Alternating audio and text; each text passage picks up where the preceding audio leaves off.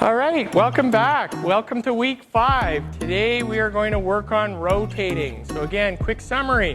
March 8s were all about being tall and getting one leg. Week 2 is about deadlifting and engaging our glutes. Week 3 was rowing so we could get stronger through our upper back. Week 4 was all about getting tall without getting pulled backwards with that W. Now we're tall, we're straight, now we gotta rotate. The key to running is we're going to have one foot going forward, the opposite arm is going to have to rotate. So we're going to start working on some rotation drills. First rotation drill goes right back to our marching A, except we're going to do it slightly modified. We're going to put one foot on a box, a chair, an ottoman, piano bench. What we're going to do is we're going to stand up tall on our back leg, being super tall, super long, using those rowing muscles, staying long with our chest. Then what we're going to do is we're going to go into our running posture and we're going to work on rotating towards that front knee. Taking a nice deep breath in when we get to the top and rotate some more. We're trying to rotate at our ribs, keeping our chest pointing forward. Don't let this knee drop out when you go to rotate, and don't let yourself start to curve when you start to rotate.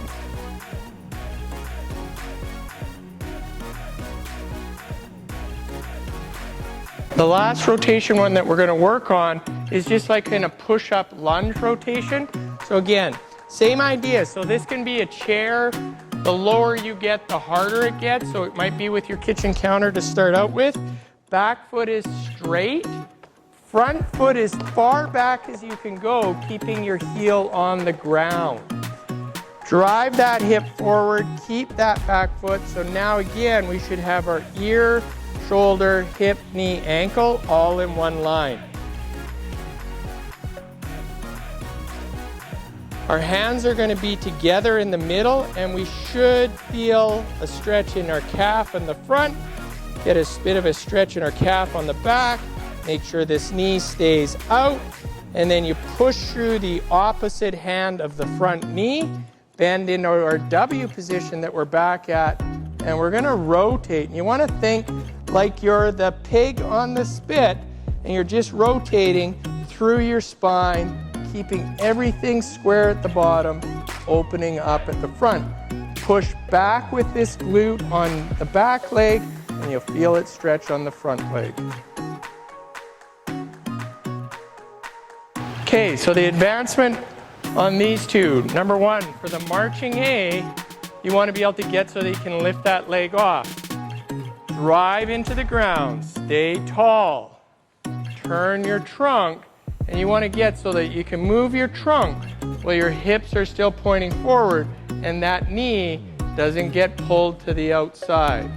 For the advancement of the push-up lunge, you can always get lower. That's the goal.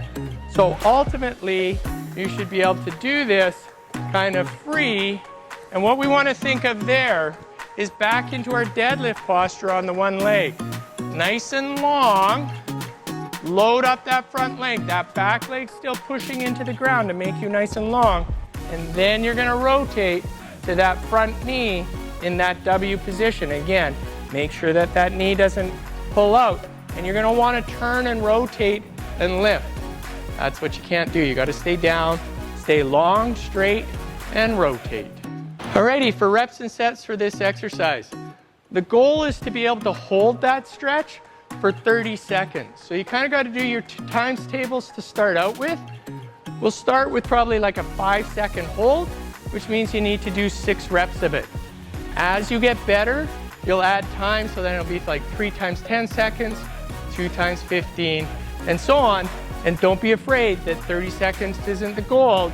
You want to be able to get so you can hold this stretch, and then it becomes a resistance exercise where we could add resistance moving in and out of it.